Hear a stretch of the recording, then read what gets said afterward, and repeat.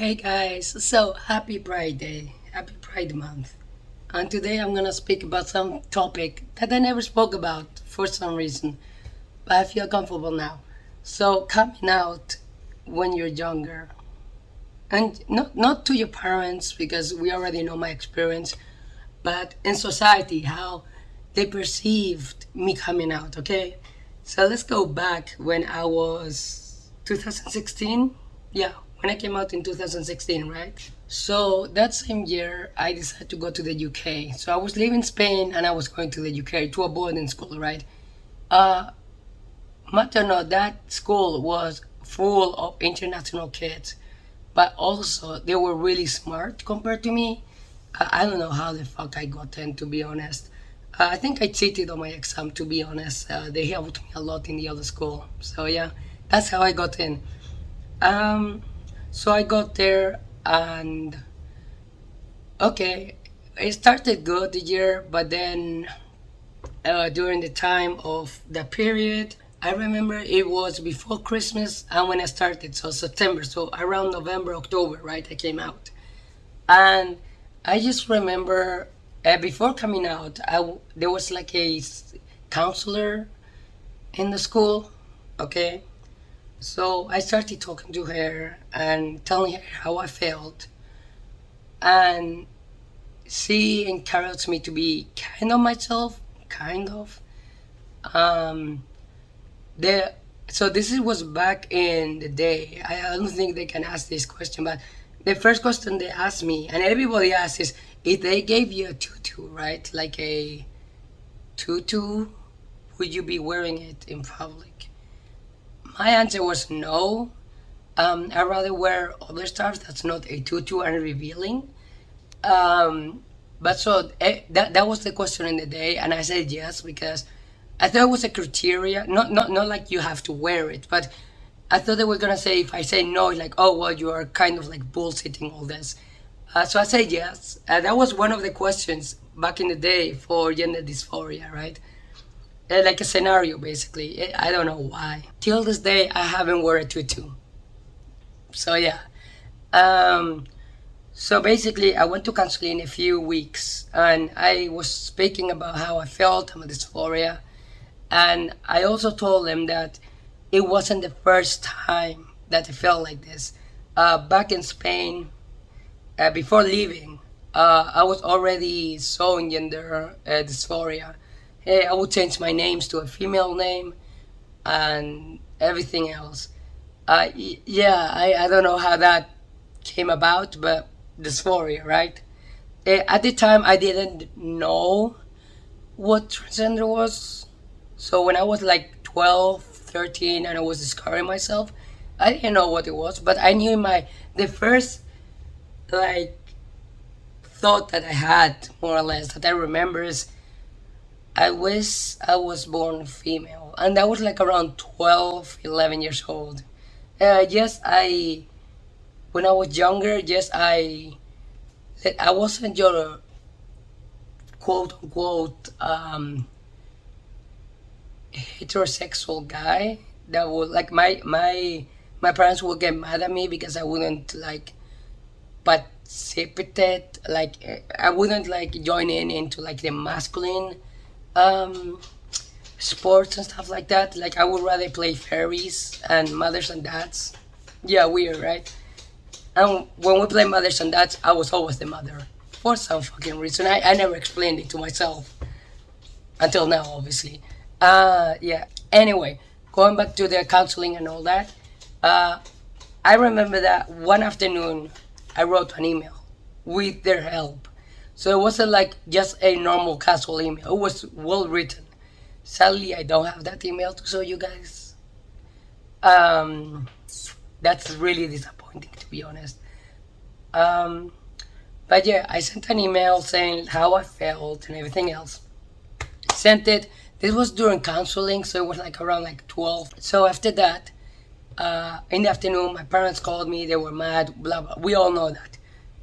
But anyway, the school. Let's talk about the school. The school was highly Christian, like religious, right? It wasn't. It was a church that will go every day and read from the Bible. So yeah, I think it was, religion based, kind of. Um, and I remember when I told my headmaster, right? Headmaster means, if you don't know the term, it's the person that takes care of you in your house, right? News got around, I don't know how, because I didn't tell anybody, but somehow they all knew. And I remember this person had a meeting with my parents. He personally called my parents after finding out, right? And said, we have to talk. My parents already knew, but they came all the way from Spain to the UK to talk to this person, right? They handled it poorly. Like, they were like, oh yeah, we are like inclusive, exclusive. And yeah, and guess how that ended up. Um, yeah. Anyway, December comes around, right? This is after I came out, and it was so awkward at Christmas. It was so awkward. Those holidays were one of the most awkward holidays I ever had because they were keeping an eye on me, and also nobody knows this, but before I went into therapy, they took me to like a gender specialist, right? And this was in Spain, so it was like in Madrid. So I went to the psychologist, right? Because it was new to my parents. Um, and they started asking me questions that were like, when was the last time you like dressed up and expressed yourself and everything? I lied because I was scared, right? Yeah, little did I know that didn't even, I never saw that person again. But I ended up going to a psychologist for like 5 years, even when I was here in Miami. So it was 5 years, including here in Miami. Um, Obviously, they helped me to evolve a lot, obviously, because the way I was a little bit toxic. Um, I'll give me that to myself. But I was a mess during my teen years, right? And anyway, school ends, happy hooray, I go back to the UK to another school, right? This school is even worse than the first one. So this school is like a private, but for like people that needs help, like people with difficulty learning and all that. So I show up, right? And we have this old principal, right? Like when I say old, it's like how retired, kind of old. Um, it's a funny story after this, by the way. And I remember one of the weekends we went into Norwich, right? They drove us in a minibus, well, in a van, right? And I went to Poundland to get feminine supplies, right? And I no, I'm not talking about tampons. I'm talking about like makeup and everything else, right? One of the instructors saw me doing that and reported me to the headmaster, right? So Monday comes around and they call me into the principal, and I thought I didn't do anything, right? Like no crime or anything that I'm aware of. Apparently, it was a fucking crime. So he blackmailed to call my parents, and I said, "Oh, it's just a joke, whatever." Right? I had to throw everything in the bin afterwards. Yeah, really toxic. And anyway, after that, I complied, kind of. Um, but during the weekends, you were free to put any clothes you wanted. And obviously, I wasn't fully masculine, but I was wearing like unisex clothes, right? They got mad at that as well. I was a whole year being called to a principal, right? Because they didn't like how I could influence the kids, but I was like wearing jeans and a t-shirt that was unisex. So I always wore unisex clothes. You couldn't tell if it was male or female, like even looking at it, right? Because I made sure about it. But I think it's because they already knew who I was, like you know, like my identity wise. They had a problem with me because there were other people like my age, at the same age as me, expressing similar clothing, and they didn't have a problem with that. They only had the problem with me. Anyway, then there was a bad idea on my end, but hey, so another field trip, I went, right, and they were like, well, you're free to go, right? Whatever. I buy red nail polish, right? And I painted my nails, right? On Monday they had a big issue with that because guys shouldn't be wearing nail polish, So basically they made me get it off and everything else. Like, they were so fucking homophobic, transphobic, whatever, under the umbrella.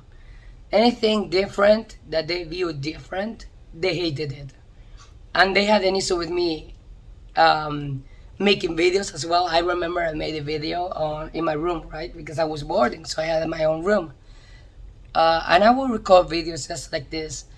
Not specifically like this, but I was into I would be doing gaming and stuff like that. And they hated that because I would express myself a little bit more. They hated it.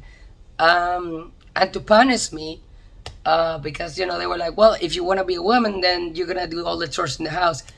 I fucking hated everyone and every single one. I ended up dropping out. Well, not dropping out. I finished school, but I dropped out anyway because I was done with them. I went to college, and from there on, I started expressing myself, painting my nails and everything. So that was a glorious day to end up. What I'm trying to say is, people will be mad at the people they want to be mad at in a school setting.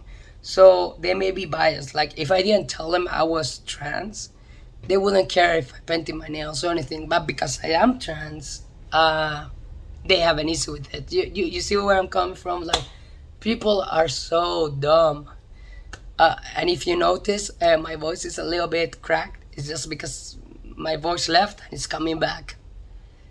But yeah, it sucked. And through years, so riddle me this quickly, okay? Before I leave. My school, I got bullied, right? In both the schools, by the way. That I was too feminine compared to the other guys, right? I was too feminine. I have feminine features at that time. I don't know if I still do. But yeah, but once I decided to say that I'm trans, right? And specifically in first school, that's when I came out. They have an issue. But before that, they were bullying me that I look too feminine and not like a guy. But once I came out, they have an issue with that. Fuck's sake, people. Get your mind right. Anyway, I just wanted to make a video. Maybe people can relate to this. But yeah, hope everything is going well. Happy Pride Month. And I'll see you guys in the next video. Bye.